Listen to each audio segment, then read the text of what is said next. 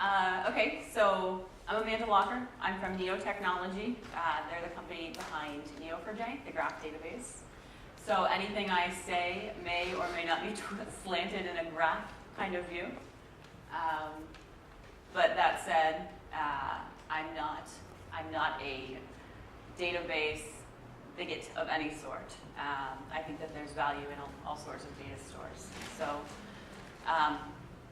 I'm Pandemonial on Twitter. If you use Twitter, go ahead and follow me if you like. But really the topic of my conversation is that databases are boring. I'm sure that it's kind of weird sitting in that chair thinking, well, I came to this database track and there's this girl who works for a graph database company telling me that databases are boring. But you have to start to think about, what does a database do for you? Typically, it's just a hole where you dump your data. Essentially, databases cause me more hassles than good, mostly. If you think about it, you don't go home and tell all your friends, oh, guess what I did at work today? It was so cool. I did all this SQL stuff. It was awesome. Nobody does that, right? Databases typically require more work as opposed to helping you accomplish your goal.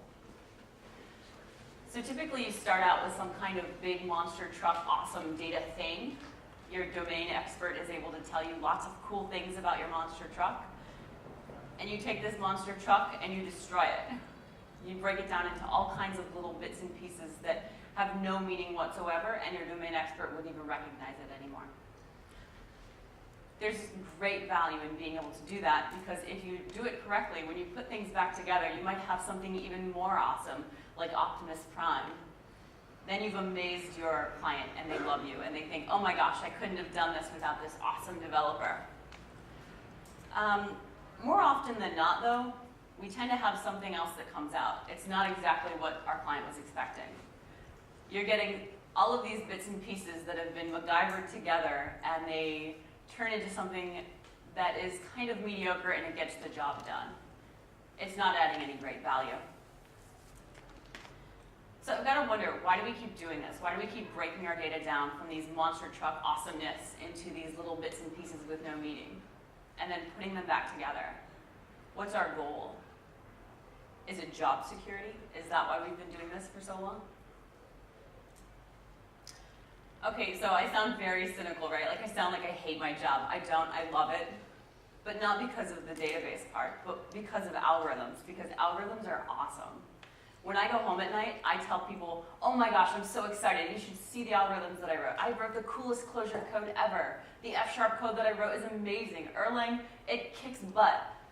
I never go home at night and say, oh, the RDBMS really saved my day. So typically, before I found out about NoSQL and key value stores and graph databases, writing applications was really quite straightforward.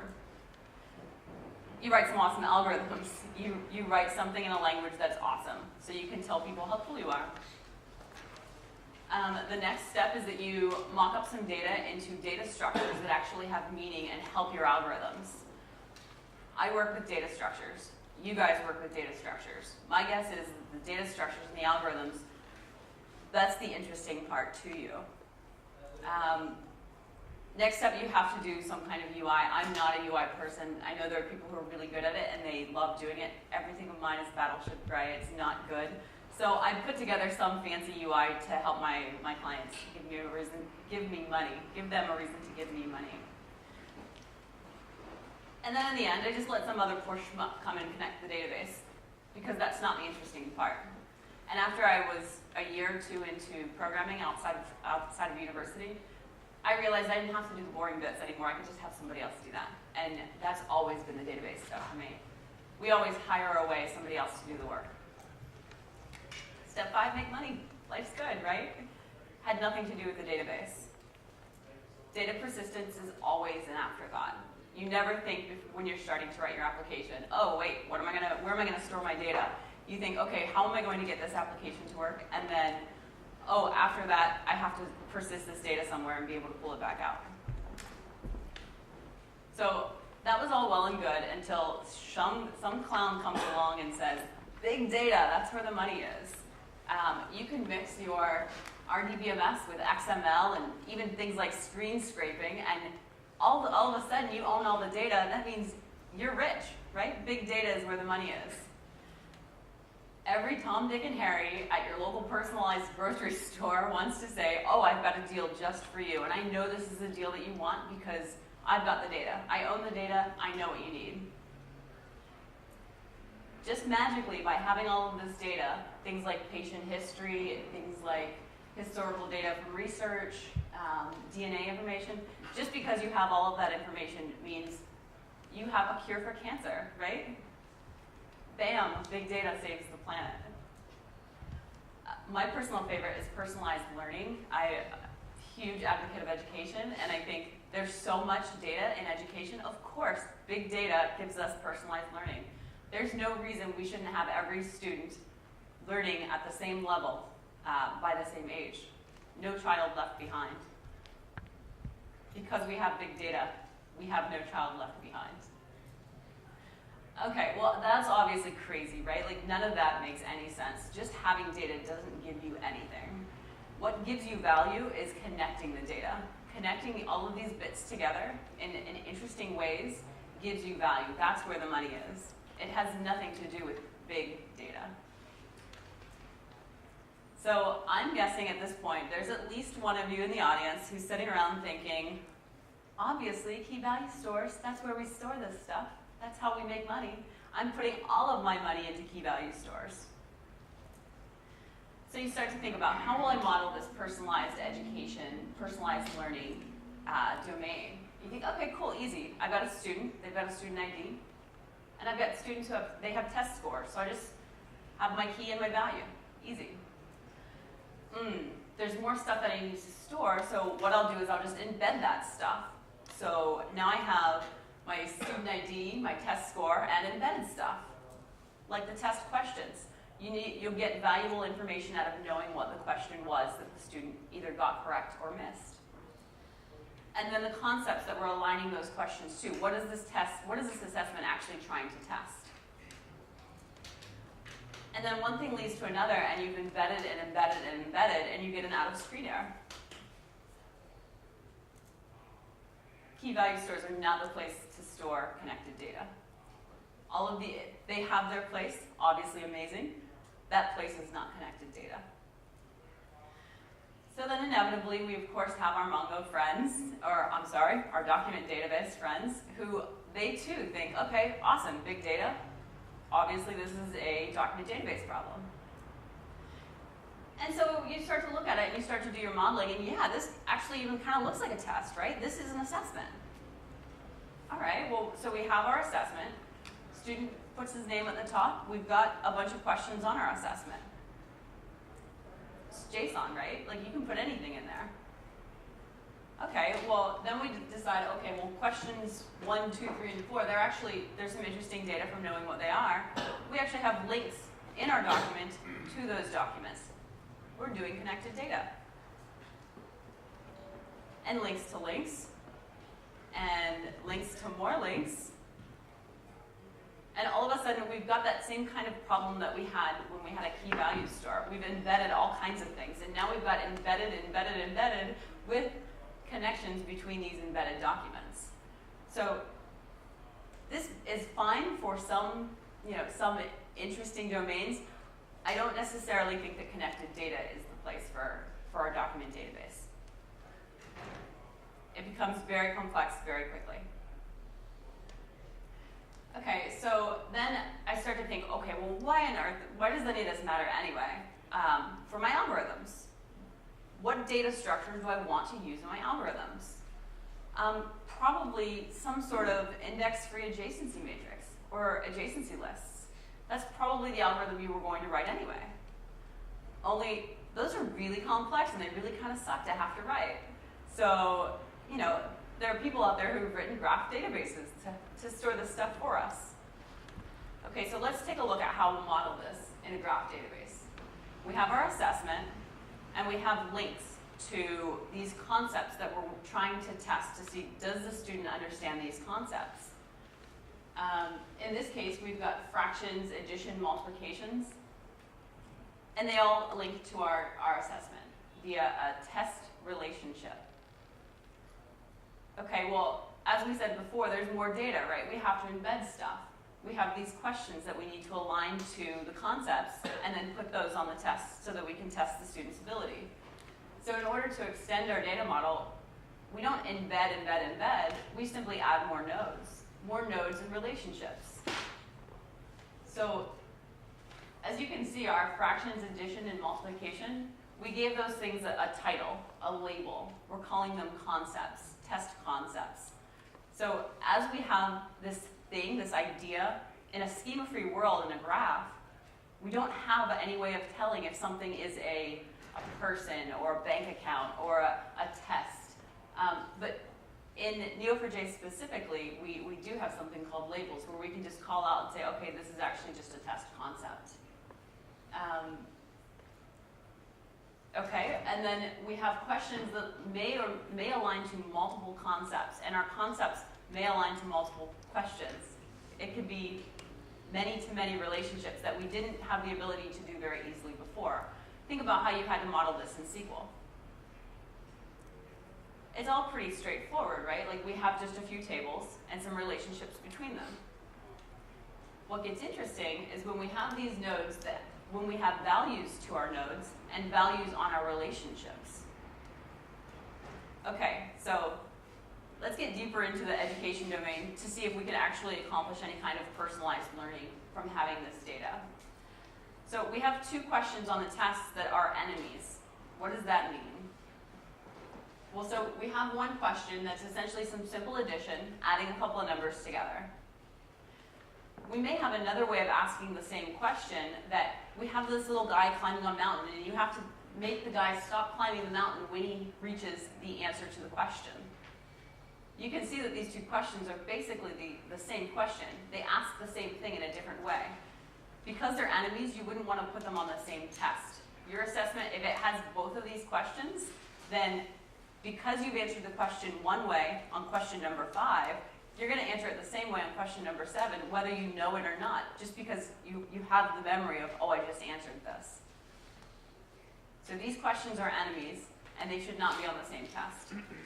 Okay, so our domain model is already a little messy. So let's get rid of the enemy question on the test.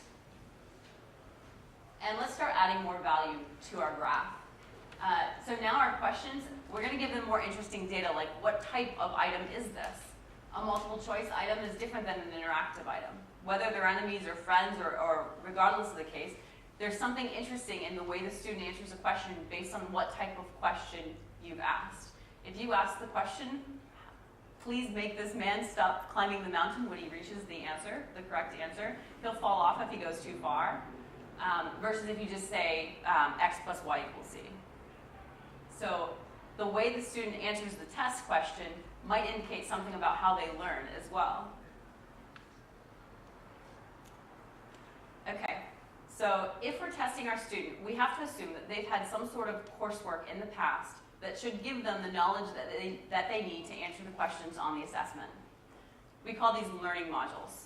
In education, if you're doing any kind of online learning, and most of us in the room probably have done something with Coursera or some sort of online learning tool, they have these little lessons. You go through, you watch a movie, or you read a document, or you do some kind of interactive game, all intended to teach you something.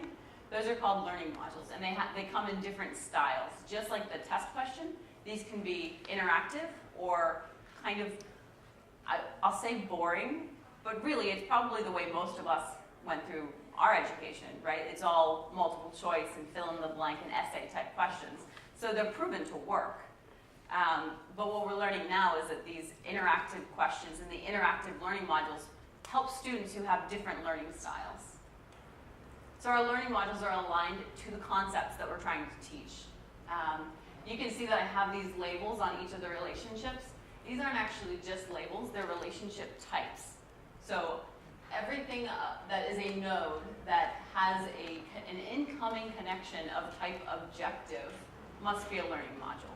It gives us a way of providing our data with a schema.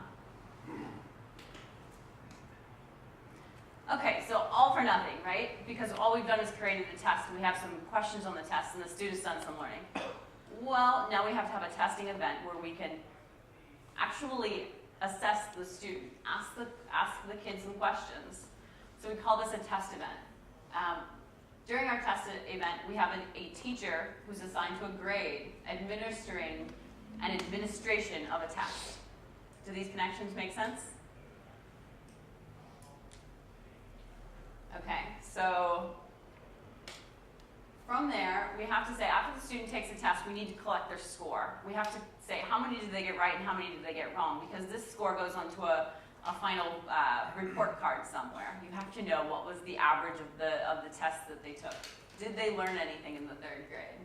So we're going to say, Tim was assessed at a test event, and he scored 66%.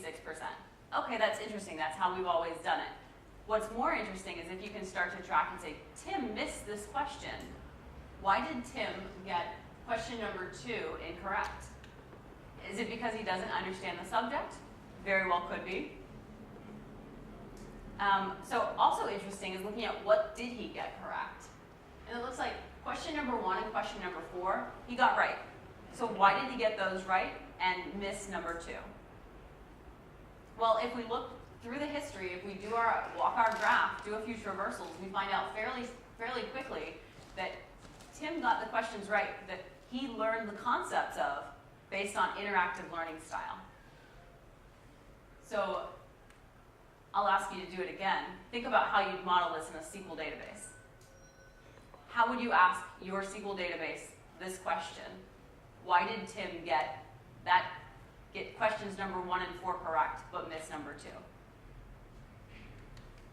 Okay, so if we take this just to the next step and we say, okay, well, Tim missed question number 2. It's for addition, so does Tim really not know how to add? He was doing fractions and multiplication, so that's weird.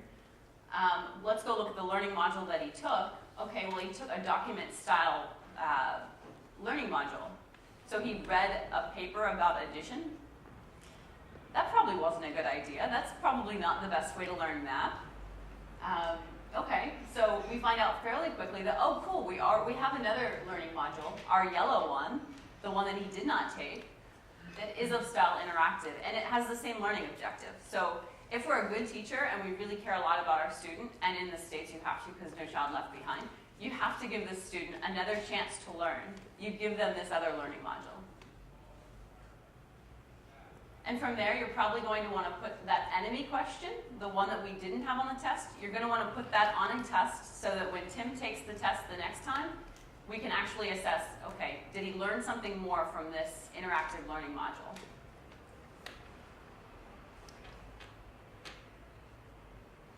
Okay, so graph database. Everything that I just showed you was because of the fact that it was in a graph. Neo4j is one of several graph databases that happens to be by far my favorite. They pay me. Hard not to have them as a favorite. Anyway, so they also have a language called Cipher. One of the major problems with most NoSQL data stores is that it's really, sure, it's easy to get data in, but to get data out in any kind of an interesting way, you're doing all of that via code. So you're often just pulling a whole lot of stuff across the wire and then running your algorithms over that in the code. So I'm gonna get out of my PowerPoint here and see if I can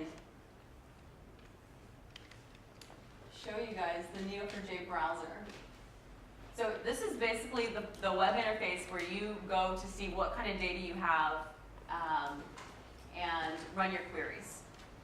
And you'll have to excuse me because my screens aren't mirrored, so I've got to look to the other monitor. Okay, so up here in our first little icon, we find out, okay, we're using Neo4j 2.0. Not that interesting, it's not going to change that often, right? But we find out other interesting things like, oh, we have labels. Remember our label for our concept? Well, I have labels in there for all of the different types of data. What that allowed me to do is index my data so that I can have very quick traversals, very quickly find the starting node that I want. So you can click on any of these, and if you come over here, you can see where those nodes are in the graph. Same thing for, here are my students. Okay, it gives you kind of a brief overview of what's going on in your database. Bunch of student nodes. Okay, relationships. We have teachers who teach a class. I've only got 2 teachers. We have our aligns to, our objective. This is how we connect all of our data points. And so if this weren't my domain, if I'm coming in as a consultant, and I work in Neo4j in the field, so I work with our clients, quite often I have to go in and figure out, okay, what does this data do? What are they trying to accomplish with their graph? So I can go very quickly into this browser and find out, okay, what are they doing? I don't have to set with a domain expert to kick off my learning process. It also gives me the properties and some more information about my database. As you can see, this is a very small database because it's just a junk data set that I made over the weekend so that I could work with the DAC. Okay, so we click on the star over here. We have some saved queries.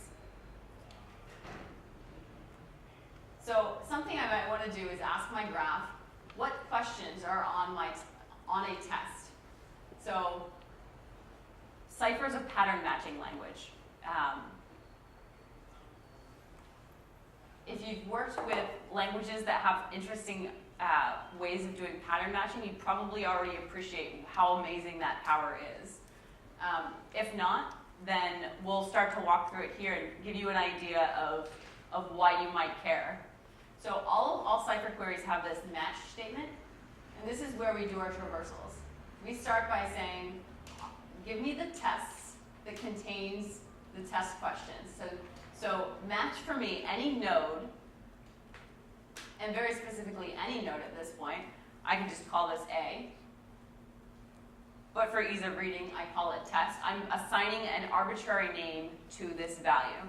So my node that has a relationship of type contains, and I know that that's going to nodes that are of type test question.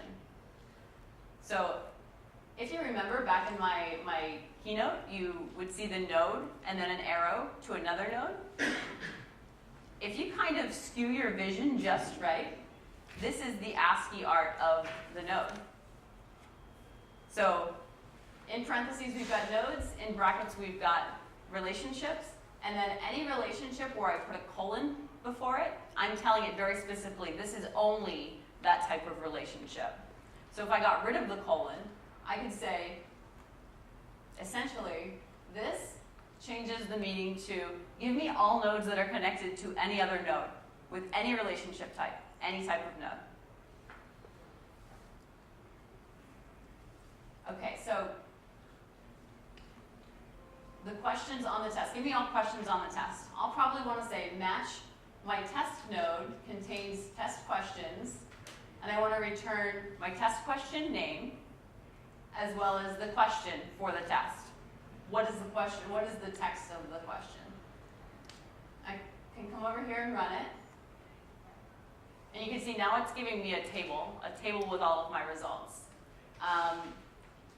In this data store, I've got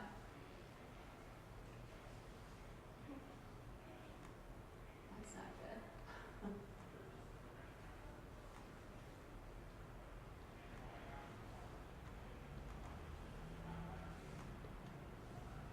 Okay.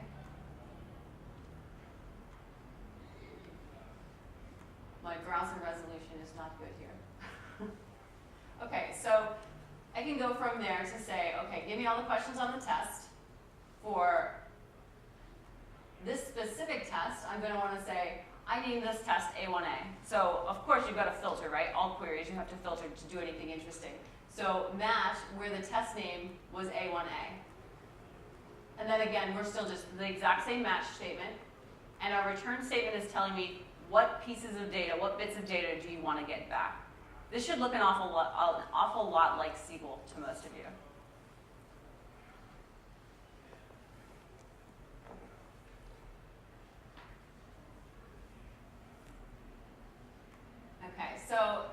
took the test? Teacher might come in and say, okay, who actually took this test? And oh, by the way, I've got 2 teachers testing at different test events, and so more than one classroom worth of students have taken this test. So I can get all kinds of interesting information about who's taken the test. So here we're going to say match the student was assessed by, or assessed at a testing event, and the teacher who has administered that. Pay attention here to the arrows. The direction of the arrows is important. This is telling me that I know that the student is attached to the test event with an outgoing relationship. If I don't know what direction that arrow goes, I can leave it off. So if you're still trying to discover your data and figure out what's connected how, you don't necessarily have to have that there. So how would this look in SQL? Well, how would these arrows translate? Use joins? With joins, exactly. What kind of tables would we have to represent this exact query? Some join titles. Right, so you're going to have your student table, your test event table, and your teacher table. Well then, interestingly enough, each of these connections, you're going to have to, as you said, have a join table. You're going to have a student test event table and a test event teacher table to connect those tables together. And then if you have any interesting bits of data that attach to the relationship or any interesting bits of data that attach to the node, those will be more columns in your data store. But the query to pull the data out gets complex pretty quick, right? Like you're writing a bunch of inner joins, outer joins, left, inner, right, outer, things that I can never remember the name of as I'm doing it. Am I doing an outer join? Am I doing an inner? I don't want to have to think about it. If I'm working with connected data, I can work with a database that actually provides the algorithms for me based on the fact that I can draw some arrows. It's basically the way I'm almost exclusively a functional programmer, unless my client makes me write Java or something else. But when I'm writing code at home, it's always functional. And this aligns to the way that I'm thinking when I'm doing that. So let's take a look at a more complex query. Okay, what were the scores for the test? That seems like something that you'd want to ask. Oh, and by the way, the browser, the things that I'm doing here, any query that you put a comment as your first line, you can hit save over here, and then it persists over here. So I'm not doing it, it's not magic. I'm not hiding any details, but I didn't want to bore you with my fumbling through live code. So in this case, we're going to say match our student was assessed with a testing event that the teacher has administered. Only now, notice something different has happened with the word assessed. Now, not only do I have this colon to indicate this is of type assessed, I also have an R before it. In this case, R is just, again, an arbitrary name that I'm going to give to my relationship so that I can refer to it later. And why would I want to do that? Why would that matter? Because there's a property on my relationship called score that I'm going to need to gather so that I can pull back the score. So if I'm going to refer to something later, I give it a name. If I want to, say for instance, I didn't necessarily care about my teacher. I could do that, run the query, and the result will be the exact same. Only I can't refer to the teacher name down here. So let's undo that, run this, and you can see, okay, here's my student name, here's my teacher name, and here's the score that they got on the test. And so I do have multiple teachers teaching the same course and using the same assessments.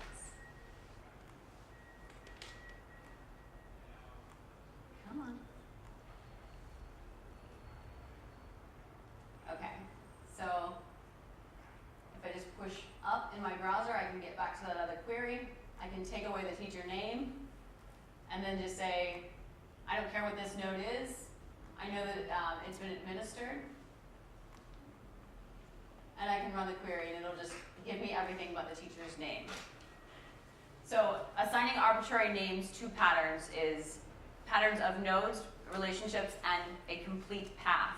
You can do all of that with Neo4j. Okay, so if we go down to our next query, we'll say, how does each student learn? That's a pretty complex query. We've got, let's see, 6 lines of code here. And we're assessing, based on the answers that the student got correct, we want to know what is their learning style. How are they most likely to learn? So I'll go ahead and run the query, and then I'll explain it. Okay. So here we say that Austin took tests, and he got 4 interactive questions correct. He got no document questions correct. Bart, he got 6 document questions correct and only 2 interactive questions correct. Okay, well that's interesting. We can then say, okay, if these students are homeschooled or if they're online learners, we can just give them the learning modules that help them learn the best. Or we can have an adaptive test that gives test questions that are of a style that help the student to think in the way that they need to in order to solve the problem and answer the question correctly. But in reality, what we have in most places is schools, right? You have a classroom. It's really hard to say, okay, all of my students, you learn this way, you learn this way, you learn that way, you take this learning module, you do this one. You can do that occasionally, but it gets really complex for a teacher, a human being, to actually have to sit down and figure out, first remember who's doing what, how am I going to grade them, because the questions are typically different, and did they complete their assignments? Think about how complex that gets for the teacher who's trying to also ensure that the kids stay safe and are learning and are maintaining good, valuable life lessons at the same time. What I may also want to do is say, okay, well, because I'm in a classroom and I'm one teacher and I can't handle the fact that I've got all these different learning styles, what I might want to do is if I'm a school and I can get some of this data, I can move my students around to different classrooms. Maybe Mrs. French is really good at teaching with these interactive learning modules. Well, maybe Mrs. Walnum is really good at teaching kind of in the more traditional style where it's eyes forward, I present something, or you read a document. So the teacher's teaching style has as much to do with how a student learns as the student's learning style. That's why if you think back to when you were growing up, some of your teachers probably have made a huge impact on your life. I can think of one that he challenged me with mathematics and he made me really love math. If he hadn't, would I be doing this right now? Very good chance that I wouldn't. And all because of the fact that I had an amazing teacher. But that teacher wasn't amazing for everybody. A lot of kids hate math. A lot of kids didn't like that he was pushing them in that direction. So I think the data that we have already with our assessments, with our students' learning styles, just based on simple queries, 5-line queries, we can come up with, oh, should I move my student to a different class? Should I be training them different? So let's take a look at what this query is actually doing. And I'll ask you again to keep SQL in your mind as you're thinking about it. Here we want to match our test that contains test questions that align to test concepts and learning modules who have the objective of those test concepts. And, oh, by the way, we have to have the student has completed study of those learning modules and the student is assessed in the test event. Whew, that was hard to say. That has to be hard to figure out, what in the world is it actually doing? Just based on some ASCII art, essentially, we're drawing connections between all of these different bits of data, and we're pulling out a very simple response. So here I'm going to say, okay, where not the student was incorrect for the test questions. Remember, as a student gets a result for their assessment, I draw a link back to that student and a link between the student and the test question that they missed, so that I can remember later, they didn't get this correct, I may want to re-ask it, I may want to ask it in a different way, I may want to retrain.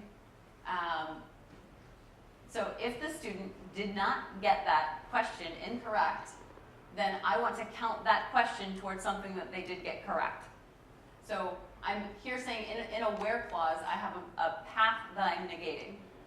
If this exists, don't return the result. Okay, and the test name is A1A because I only care about this specific test right now.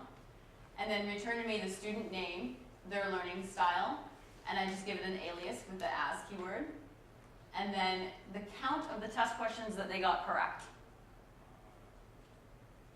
Is that fairly straightforward?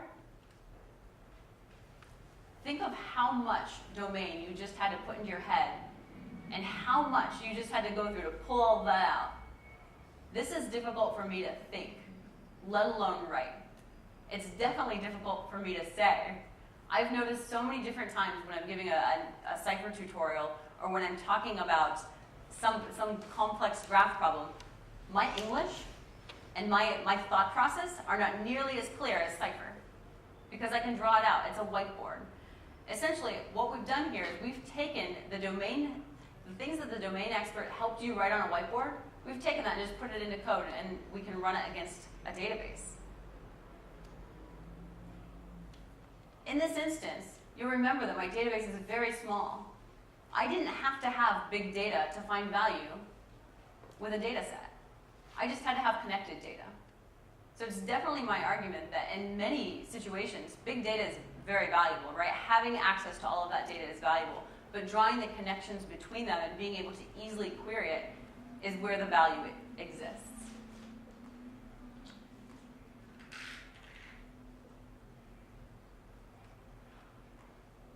And then I just had one last query to show the incorrect answers to say, can you get any interesting value out of the fact that the kid got some questions wrong? Right? This would just be the inverse of the other query. Okay, so Austin got 4 interactive questions wrong. We probably don't want to put him in the interactive class. We probably don't want to assign him a lot of interactive learning modules. Or you know what? Maybe we do. Maybe the fact that he gets these wrong tells us that we haven't taught him to learn effectively using this method. In life, we don't get to pick how we're going to learn a lesson. Hopefully, we don't have to learn every lesson the hard way, right? Like, teaching a student how to learn is that's a bigger win than teaching them the concept that you were aiming at in the first place.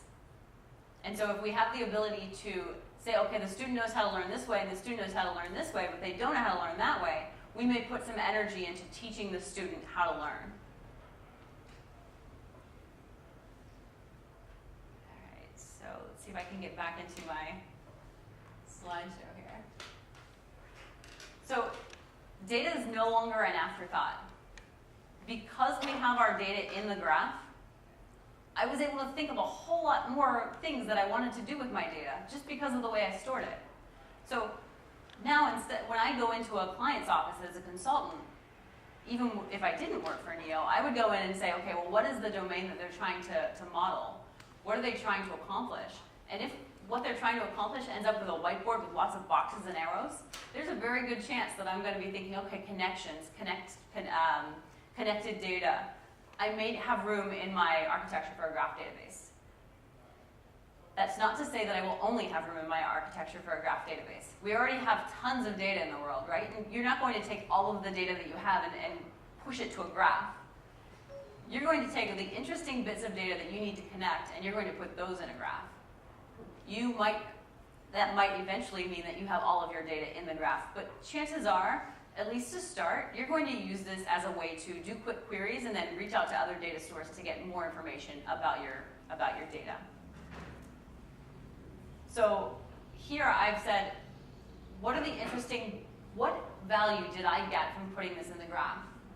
I could think of, okay, well, I might now want to write a learning module recommendation system. I may want to be able to recommend to my students what they should learn with next. So recommendation systems are one of our most common client use cases. Classroom assignment. If I want to, again, recommend that my student is in a different class, or recommend, based on grade 2, how the student learned, what their learning style was, what their test grades were, I may want to put them in a very specific course moving forward for grade 3. Test creation. So creating a test is actually quite a lot of work, and I always took this for granted as a student. But then when I worked for a ed tech company, I realized, oh my gosh, so much goes into creating these items and creating these tests. And it's really a lot of human thought. But a lot of that human thought can be automated with recommendation systems to recommend, okay, this item should go on this test. Why? Based on the fact that it's not an enemy question to other questions on the test. It aligns to the objective. It's of this style, and I know the students in this class have been learning in this way, so this will help to assess them. So test creation is actually a whole new field that I can go off on because I have this data in a graph database.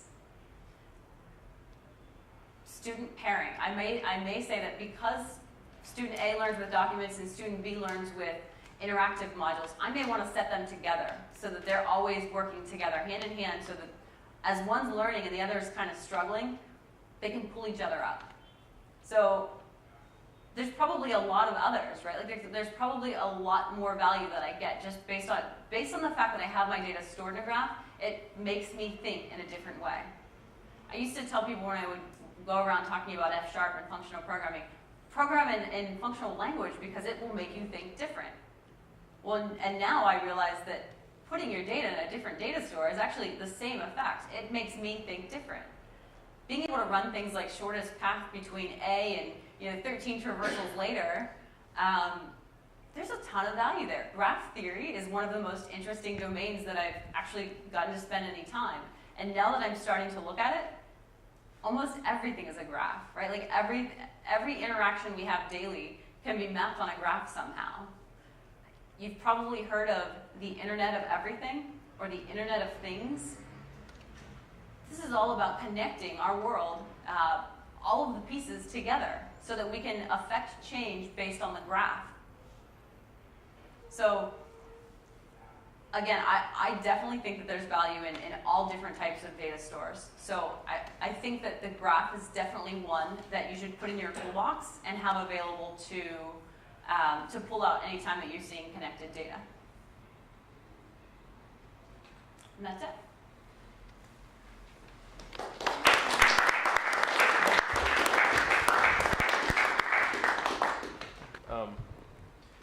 So obviously things like running shortest path is extremely difficult in a traditional relational database. But a lot of these things look like it's really just about expressiveness of writing a lot of joins without having to write the joins. To what extent is it really just about a nicer way to express those things, and to what extent is it about the representation actually makes those more efficient to compute? Very good question.